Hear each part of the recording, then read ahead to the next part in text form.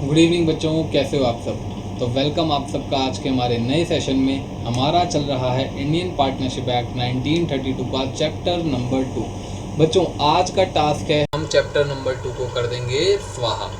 Almost सारे major बड़े बड़े टॉपिक्स हमने कवर कर लिए हैं, कुछ छोटे मोटे टॉपिक्स बाकी हैं, वो आज फिनिश करके क्लास कर देंगे, चैप्टर कर देंगे ख़त्म। तो समझना बच्चों, पहला टॉपिक क्या है, एग्जाम्पल से शुरुआत करूँगा। बच्चों एक पार्टनरशिप फर्म में 3 पार्टनर्स हैं, ए, बी और मिस्टर सी। अब जी सी प्लान कर रहे हैं कि फर्म को अब छोड़ दिया जाए, planning to leave the firm. अब जी क्या करेंगे, अब अपना घर बैठेंगे, रेस्ट करेंगे और अपना जो जोड़ा है आज तक खाएंगे पिएंगे मौज करेंगे, फर्म का काम धंधा छोड़ा जाए। सी गया बी के पास, अरे मिस्टर बी आप प्लीज़ मेरा शेयर परचेज कर लो ना फर्म का, मैं अब काम धंधा छोड़कर घर पे रिलैक्स करना चाहता हूँ। बी कहता है भाई साहब मैं तो खुद बहुत तंग चल रहा हूँ, मेरे पास पैसे होते तो मैं ज़रूर ख़रीद लेता, कौन नहीं चाहता ज़्यादा प्रॉफिट लेना, बट भाई साहब इस टाइम बिल्कुल हाथ टाइट है। उन्होंने कहा चलो कोई बात नहीं। सी गया ए के पास, अरे मिस्टर ए मेरा शेयर खरीद लो ना, मैं फर्म अब छोड़ना चाहता हूँ, वही कि भैया घर बैठूंगा खाऊंगा पीऊंगा। ए कहता सर हाथ बहुत टाइट है, मार्केट में बहुत पैसा फंसा हुआ है, इस टाइम बिल्कुल हालात नहीं है कि आपको कहीं से शेयर का पैसा ला के दे सकूं, इस टाइम बहुत हाथ टाइट है। सी कहता चलो सर कोई बात नहीं मैं देखता हूँ फिर। अब सी ढूंढते ढूंढते पहुंचा किसी मिस्टर एक्स के पास जो कि प्लान कर रहे हैं किसी बिजनेस में इन्वेस्ट करने का। सी ने एक्स को जाकर बताया कि मैं फर्म में पार्टनर हूँ, मेरी 1 करोड़ की कैपिटल है, टोटल जो मेरा फर्म का शेयर बनता है, इंटरेस्ट बनता है, कैपिटल प्रॉफिट गुडविल सब लगा के 1 करोड़ है, मैं बेचना चाहता हूँ, क्या खरीदोगे। एक्स ने कहा सर मैं तो प्लान ही कर रहा हूँ कोई बिजनेस में इन्वेस्ट करने का, अब आप खुद ही चल के आ गए तो बताओ मैं कैसे मना कर दूँ। और 1 लाख रुपए का इसने ये जो अपना शेयर था वो बेच दिया मिस्टर एक्स को। इसे बोलते हैं बच्चों सेल ऑफ शेयर, या फिर बच्चों बुक में कई जगह लिखा हुआ इंटरेस्ट। तो आप कंफ्यूज मत होना, दोनों का मतलब क्या है कि भैया अपना हिस्सा बेचना किसी अदर पर्सन को। तो इन्होंने अपना हिस्सा बेच दिया, ये मैंने यहाँ क्या लिख दिया, किसी एक्स लिखना था मुझे, किसी मिस्टर एक्स को। अब बच्चों जिसको हिस्सा बेचा पहले तो उसका नाम सुन लो, अब उसको आगे मैं रेफर करूंगा ट्रांसफरी।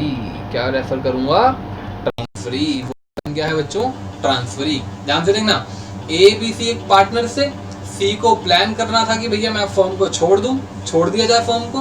वो बी के पास गया, बी ने कह दिया पैसा नहीं है, ए के पास गया, ए ने कह दिया पैसा नहीं है, फिर उसने अपनी फर्म में एसेट्स की वैल्यूएशन करी, एक्स के पास, एक्स ने कहा ठीक है जी मैं खरीदने के लिए तैयार हूँ, 1 करोड़ रुपए देके उसका हिस्सा खरीद लिया। अब बच्चों आप सब जानते हो बचे पार्टनर्स हैं ए और बी, क्या ये बाउंड है कि एक्स को फर्म में एडमिट कर लें। बच्चों आंसर इज नो। बच्चों अब इन पार्टनर्स के पास 2 ऑप्शंस हैं। कितने ऑप्शन हैं समझना, क्या क्या पूरी बात समझते रहो पहले। ऑप्शन क्या है सर वो बताओ। हाँ बच्चों 2 ऑप्शन ये हैं कि भैया वो ट्रांसफरी को पार्टनर माने, मिस्टर ट्रांसफरी, सी नहीं तो आप सही, हमें तो इससे कोई मतलब नहीं, आप आना चाहते हो आप आ जाओ, आपको सी ने हिस्सा बेच दिया मुझसे भी कोई दिक्कत नहीं है, आ जाओ पार्टनर बन जाओ। यानी क्या करा, except Mister X as partner, भैया ले, ठीक है जी।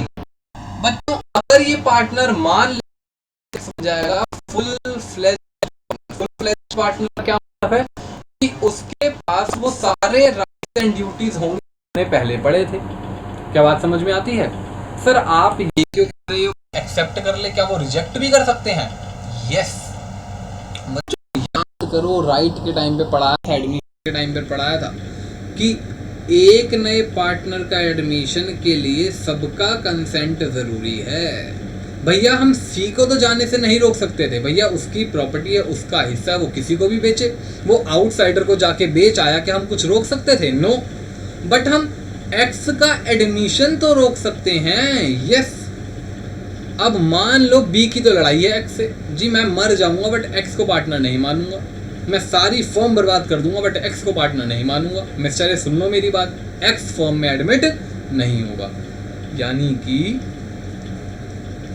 Do not accept Mister X partner. Problem चालू होगी बच्चों। अब भैया सी ने हिस्सा बेचा, कोई प्रॉब्लम नहीं, एक्स को हिस्सा बेचा, कोई प्रॉब्लम नहीं, वो पार्टनर मान ले, कोई प्रॉब्लम नहीं। प्रॉब्लम सिर्फ एक जगह है, जब उसको पार्टनर मानने से मना कर दिया। अब क्या करें? तो बच्चों लॉ कहता है now transferee has rights. Transferee क्या कर सकता है वो सुनो। ट्रांसफरी कौन? Mister x. ट्रांसफरी कौन है? Mister x. ट्रांसफरी है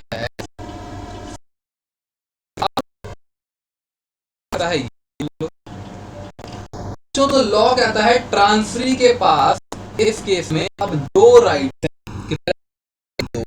क्या क्या बता दो? प्रॉफिट्स। भैया मान लो तुम उसको पार्टनर नहीं मान ले, बट उसने जो पैसा लगाया उसको मुनाफा तो दो, सर वो देंगे। प्रॉफिट्स का हिस्सा कोई दिक्कत नहीं है। अच्छा, अगर कल को आपने फॉर्म का डिसोल्यूशन करने का फैसला कर लिया, ऑन डिसोल्यूशन राइट उसका हिस्सा कौन सा हिस्सा? भाई 1 करोड़ रुपए का हिस्सा था ना, वही 1 करोड़ रुपए का हिस्सा तो एक्स ने खरीदा था, वो हिस्सा किसको दो? एक्स को दो। तो बच्चों भले ही आप उसको पार्टनर ना मानो, बट उसको दो राइट्स तो देने पड़ेंगे। अच्छा सर बिजनेस में आके पार्ट ले सकता है? भैया जब पार्टनर नहीं बिजनेस में कैसे, उसे तो हम ऑफिस में ना घुसने दे। Sir books of accounts inspect कर सकता है, कहा तो नो। नोट, उसके पास सिर्फ दो राइट्स हैं, प्रॉफिट का हिस्सा लेते रहना और डिसॉल्यूशन के टाइम पर अपना शेयर ले लेना, मना नहीं करेंगे। इसके अलावा no right to receive, sorry no right to participate, no right to participate, ना ही आपको बिजनेस में भाग लिया जाएगा, बुक्स ऑफ अकाउंट्स, ना ही आप books of accounts inspect. Sir जब आपको पार्ट माना ही नहीं है, आपको कोई भी अधिकार कैसे देंगे? तो सारी स्टोरी को एक बार फिर रिपीट कर रहा हूं। स्टोरी क्या थी?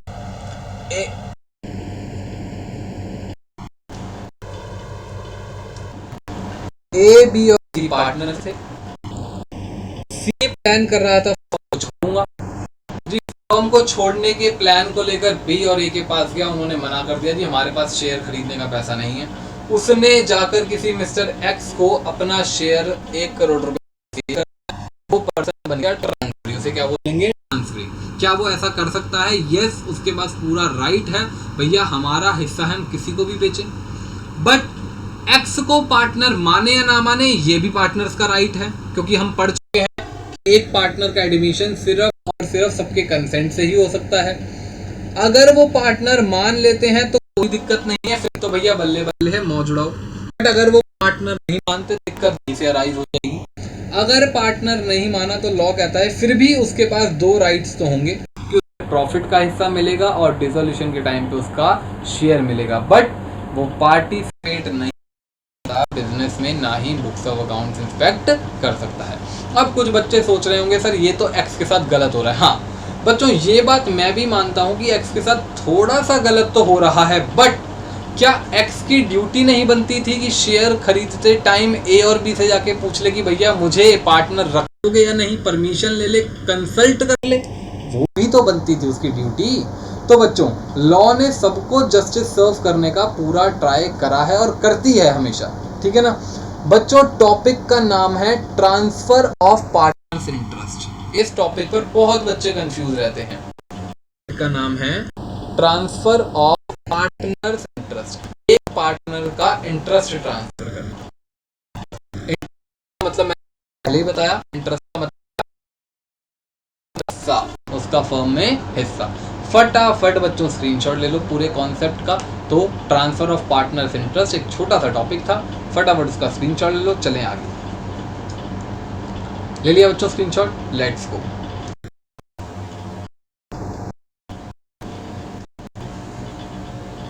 ठीक है, तो ये था ट्रांसफर ऑफ इंटरेस्ट।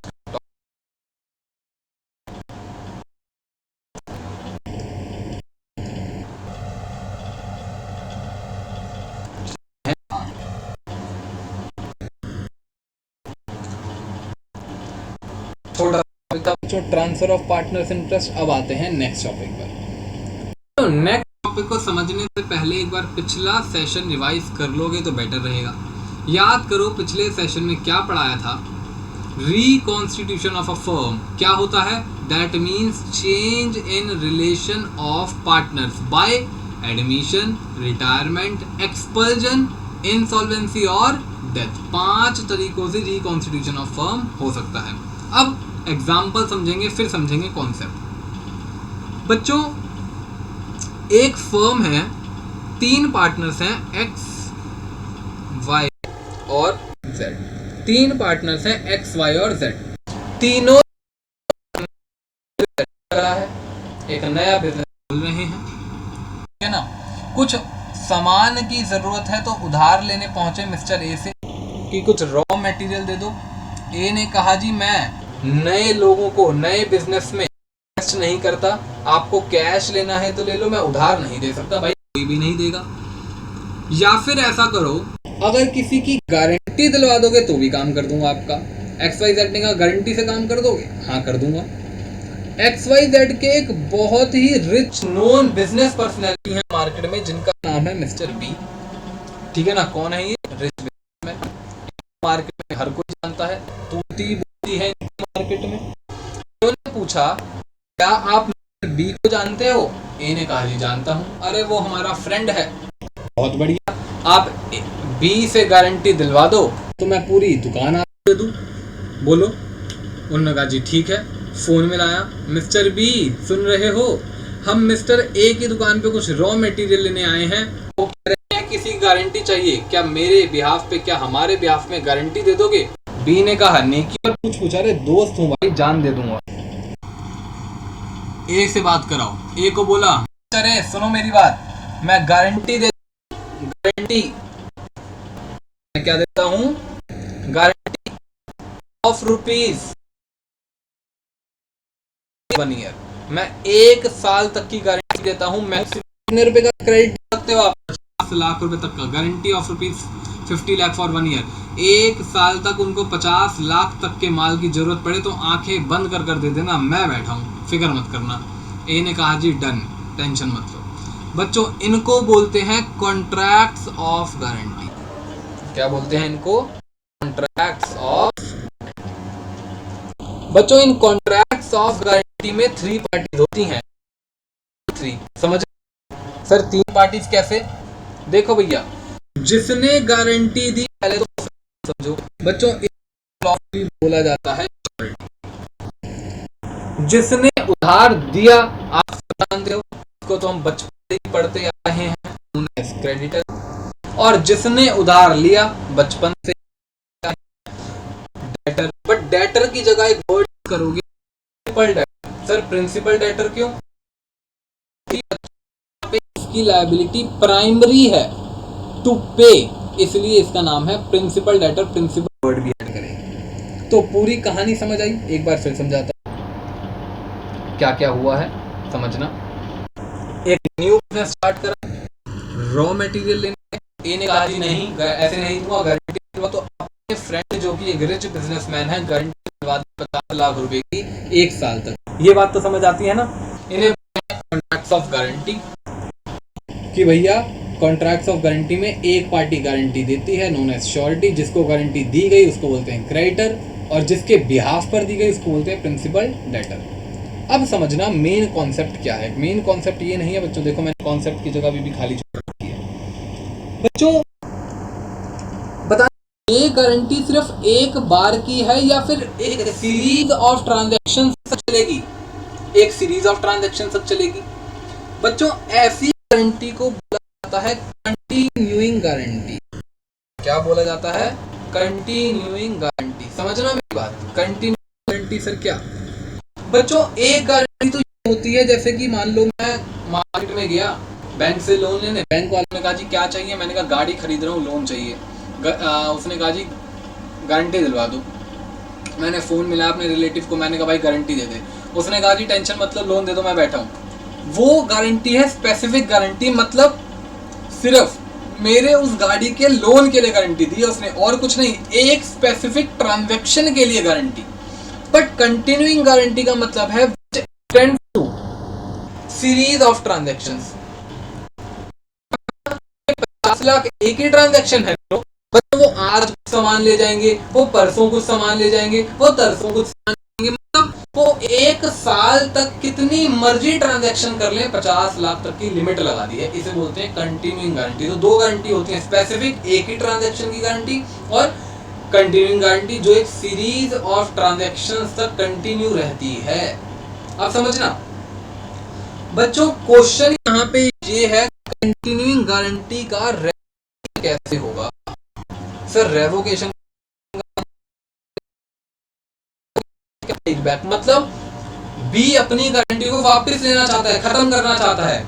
हुआ क्या, 6 महीने बीत गए, बी को खबर आई कि भैया XYZ तो दिवालिया होने वाले हैं, और 6 महीने में उन्होंने 30 लाख रुपए का ए से सामान ले लिया है। 50 लाख की लिमिट खत्म नहीं करी, तो 30 लाख रुपए तो चले ही गए, वो तो देने ही पड़ेंगे, बट क्या मैं 20 तो बचा सकता हूँ? यस। बी ने फोन करा ए को, अरे भाई कितने का सामान दे दिया? सर 30 लाख। अरे भाई सुन, आगे का सामान मत दियो, मुझे तो लग रहा है वो दिवालिया होने वाले हैं, तू आगे का सामान मत दियो, ये 30 लाख तो मेरे फंस जाएंगे, बट आगे मत दियो, मैं अपनी गारंटी को वापस लेता हूँ, रिवोक करता हूँ, इसे बोलते हैं रेवोकेशन। तो श्योरिटी अपनी गारंटी का रेवोकेशन कैसे कर सकता है? देखना रेवोकेशन कैसे करता है, बता। देखना बच्चों, रेवोकेशन का मतलब टू टेक बैक, वो अपनी गारंटी को वापस कैसे ले सकता है? By intimation, by giving intimation to the creditor. ये एक तो सिंपल तरीका हो गया, फोन कर दिया, एक फोन कर दिया कि भैया मैं अपनी गारंटी को वापस ले रहा हूं, खत्म करो। दूसरा तरीका के लिए सिखाया गया पूरी राम कथा सिर्फ इस पॉइंट के लिए। बच्चों लॉ कहता है कंटिन्यूइंग गारंटी को रिवोक करने के दो तरीके। पहला, इन्फॉर्म कर दो। दूसरा, कंटिन्यूइंग गारंटी ऑटोमेटिकली रिवोक मान ली जाएगी if there is change in constitution, if there is change in constitution of firm. अब अगर आप में से किसी ने पूछा कि चेंज इन कॉन्स्टिट्यूशन क्या होता है, तो बच्चों कैमरे के अंदर घुस के ही थप्पड़ पड़ेगा। टॉपिक स्टार्ट करवाने से पहले ही रिवाइज करा दिया। Admission, retirement, expulsion, death, insolvency. अगर बच्चों फर्म का कॉन्स्टिट्यूशन चेंज हो गया तो लॉ कहता है कंटिन्यूइंग गारंटी वो अपने आप ही automatically revoked for future transaction. भैया आज तक जो हो गया वो तो हो गया, बट फ्यूचर के लिए आपकी गारंटी ऑटोमेटिकली रिवोक हो चुकी है। क्या बात समझ है? नाम है, टॉपिक का नाम है रेवोकेशन ऑफ रेवोकेशन ऑफ। सिर्फ आपको एक उस पॉइंट को समझाने के लिए मुझे पूरी राम कथा समझानी पड़ी, बट बच्चों आपको कॉन्सेप्ट ही तभी क्लियर होगा जब आपको एग्जांपल्स दिए जाएंगे इस लेवल के, ठीक है ना। आपको एक बार सारी चीजें रिवाइज करवाता हूँ, देखना। पेपर में कुछ भी पूछ सकता है, आपको पेपर के लिए तैयार नहीं करना, मैं आपको रियल लाइफ के लिए तैयार कर रहा हूँ। फिर से देखना, रेवोकेशन ऑफ कंटिन्यूइंग गारंटी का टॉपिक है। ऊपर की कहानी रिवाइज करवा दीजिए। इसे बोलते हैं कॉन्ट्रैक्ट्स ऑफ गारंटी। बात करनी थी कि ये किस टाइप की गारंटी है, स्पेसिफिक कंटिन्यूइंग गारंटी। गारंटी। दो टाइप की गारंटीज होती हैं, स्पेसिफिक जो एक ट्रांजैक्शन के लिए होती है और एक होती है एक सीरीज ऑफ ट्रांजैक्शन से चलती है। तो ये कंटिन्यूइंग गारंटी है जो एक सीरीज ऑफ ट्रांजैक्शन से चल रही है। रेवोकेशन कैसे हो सकता है? पहला तरीका, श्योरिटी इन्फॉर्म कर दे भैया मैं अपनी गारंटी रिवोक कर रहा हूं। दूसरा, अगर कॉन्स्टिट्यूशन ऑफ फर्म में चेंज आ गया तो लॉ कहता है ऑटोमेटिकली कंटिन्यूइंग गारंटी, सीजी मतलब कंटिन्यूइंग गारंटी ऑटोमेटिकली खत्म हो गई। जैसे कि मान लो 1 साल के लिए 50 लाख की दी गई थी, मान लो 6 महीने बाद 30 लाख का सामान जा चुका था और 6 महीने बाद एक पार्टनर रिटायर हो गया या एक पार्टनर एडमिट हो गया या एक पार्टनर को एक्सपेल कर दिया गया या कोई डेथ हो गई, कोई इंसॉल्वेंसी हो गई, 6 महीने बाद वो गारंटी ऑटोमेटिकली रिवोक हो गई, यानी कि अब श्योरिटी लायबल माना नहीं जाएगा। फटाफट बच्चों इस पूरे का स्क्रीनशॉट ले लो और फिर चलें आगे। बस हमारा चैप्टर खत्म ही होने वाला बच्चों। 2 टॉपिक थे, पहला ट्रांसफर ऑफ पार्टनर्स इंटरेस्ट, दूसरा था revocation of continuing guarantee. 2 he topics इस चैप्टर में बचे हुए थे जो मुझे करवाने थे। अब एक क्वेश्चन करवाऊंगा बच्चों, प्रैक्टिकल क्वेश्चन है, पेपर में कई बार आ चुका है, समझना इस क्वेश्चन। स्क्रीनशॉट ले लिया आपने? अच्छा, यहाँ पे चैप्टर 2 खत्म होता है, ये बात करना। नेक्स्ट क्लास से चैप्टर 3 स्टार्ट करेंगे। क्वेश्चन पढ़ो। क्वेश्चन क्या कह रहा है? ये एक प्रैक्टिकल क्वेश्चन है बच्चों। XYZ are partners in firm, partners हैं फर्म के। उन्होंने एक लोन लिया 3 लाख रुपए का, एक 3 लाख रुपए का लोन लिया from mister D. Y became insolvent, इनमें से Y क्या हो गया? Insolvent. And his private assets are sufficient to pay 1/5 of his share of debts. X is compelled to pay the whole amount to Mr. D. Examining the provisions of IPA, decide to the what extent X can recover from Z.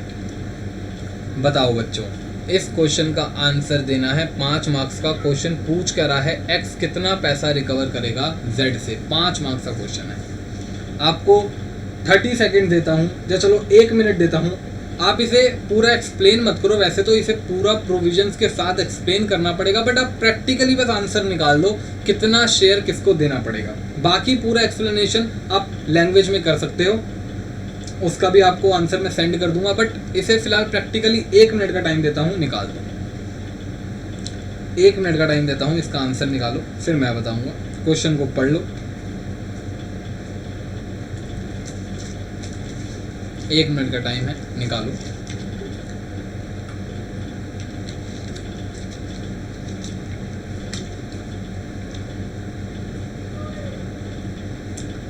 Chapter number 2 के ही एक topic से उठाया हुआ question है। ऐसा मत सोचना कि सर ने पिछले चैप्टर का टॉपिक दे दिया, नो। आईपीए का चैप्टर नंबर 2 है, उसी से रिलेटेड एक कॉन्सेप्ट का क्वेश्चन है। क्वेश्चन है टेक्निकल, थोड़ा सा ट्रिकी लग रहा है, बट जब मैं सॉल्व करवाऊंगा आप कहोगे सर ये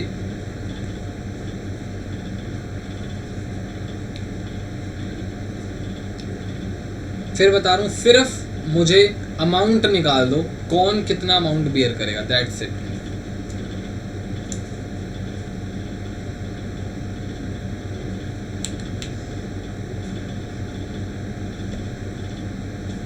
थर्टी सेकेंड्स और 30 seconds more.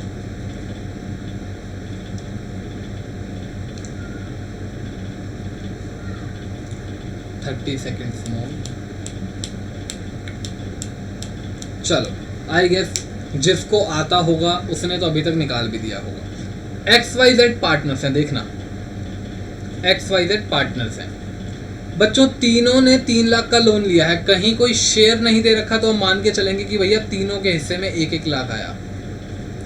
शेयर दे नहीं रखा तो आप जानते हो इक्वल। अच्छा, Y become insolvent, Y insolvent हो गया जी, दिवालिया, कुछ नहीं बचा उसके पास। एंड इज प्राइवेट, बने नहीं, रुको, बचा है कि भैया उसकी असेट्स, प्राइवेट असेट्स 1/5 शेयर दे सकती हैं, यानी कि इस 1 लाख में से 1/5 शेयर निकाला जा सकता है, मल्टीप्लाई बाय 1/5। कितना रिकवर करा जा सकता है? 20,000। 20,000 तो वाई से मिल गया, ठीक है ठीक है। X is compelled to pay the whole amount to D, but देखना, याद करो आपको एक कॉन्सेप्ट पढ़ाया था पार्टनर्स की कॉन्ट्रैक्चुअल लायबिलिटी।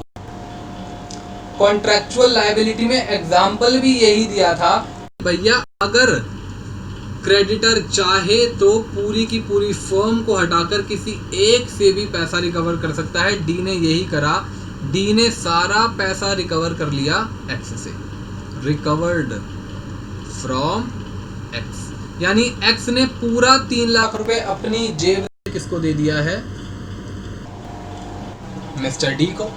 अब एक्स को क्या पूरा 3 लाख देना था? नहीं, देखो एक्स को तो सिर्फ 1 लाख देना था, तो एक्स अपना बाकी हिस्सा मांगने किसके पास जाएगा? दोनों के पास। तो ये है मिस्टर एक्स, एक्स ने 3 लाख रुपए दे दिया, बाकी हिस्सा मांगने का किसके पास? वाई के पास। वाई से पता चला जी, वाई से तो सिर्फ कितना मिल सकता है? वाई से तो सिर्फ मिल सकता है 20,000। तो भैया 20,000 रख लिए, 20,000 रख लिए। बताना कितने का लॉस हो गया इसे? ये लॉस हो गया इसे 80,000 का। लॉस कितने का हो गया? 80,000 रुपए का। सर कैसे हुआ? अरे देखो ना भैया, डी तो अपना हिस्सा लेकर चला गया, डी तो अपना हिस्सा लेकर चला गया। अब एक्स को 1 लाख रुपया वाई से लेना है, 1 लाख रुपया जेड से लेना है, बट वाई के पास सिर्फ 20,000 ही रिकवर हुआ, तो मेरा लॉस हो गया 80,000 रुपए का। अब वाई गया किसके पास? जेड के पास।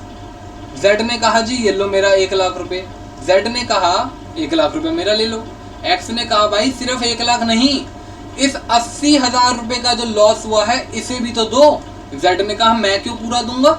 उसने कहा भाई तुम पूरा नहीं दोगे, बट तुम और मैं अब मिलके इसे आधा आधा भी तो बांटेंगे, यानी कि तुम इसका क्या दोगे? आधा तुम दोगे, आधा मैं दूंगा, तो टोटल आपसे रिकवर करूंगा मैं 1 क्या बात समझ में आई? यानी कि सर देखना, यानी कि सर हुआ क्या,